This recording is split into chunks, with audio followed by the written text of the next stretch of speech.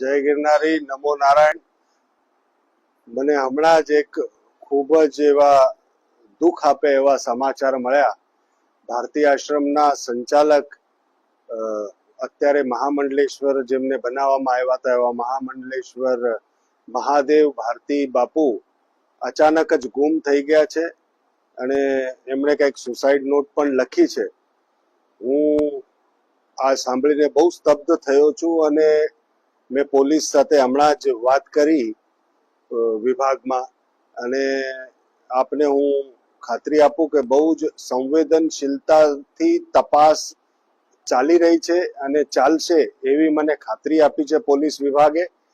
તો મને એટલું ખાલી કેવું છે કે આમાં જે દોષી હશે જે કોઈ પણ હોય એને સજા મળવી જોઈએ। જે સાધુ આટલો પીડાઈને જો સુસાઇડ નોટ લખીને ગયો હોય તો એ ક્યાં છે સૌથી પહેલા એનો તાગ મેળવવો બહુ જરૂરી છે। એટલે સંવેદનશીલતાથી તપાસ ચાલુ છે।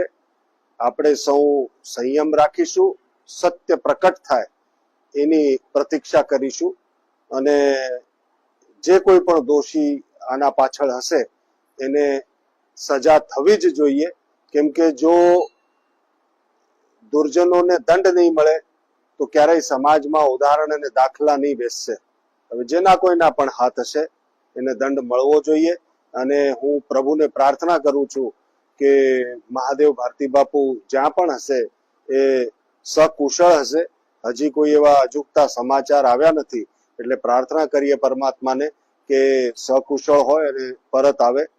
અને મારો વિડીયો જો આપના તરફ પહોંચી રહ્યો હશે મહાદેવ ભારતી બાપુ તો જે કઈ દુઃખ હશે, જે કોઈ પીડા હશે, આપ એકાંતમાં આવીને કહેશો તોય ચાલશે, ફોન કરીને કહેશો તોય ચાલશે, પણ પોતાનું ધ્યાન રાખો અને વહેલા જલ્દી પાછા ફરો। જીવનમાં ઘણા પ્રત્યાઘાતો આવતા હોય, આપણે તટસ્થ રહેવું જોઈએ અને સત્યના સાથે રહેવું જોઈએ। મને એમ લાગે છે કે મારી આવાજ અને આ વિડીયો જો આપના તરફ પહોંચે તો આપ કૃપા કરીને પાછા આવો જેથી કરીને ગિરનારના અંદર અને ભક્તોમાં કોઈ એનું દુઃખ ન હોય। જય ગિરનાર।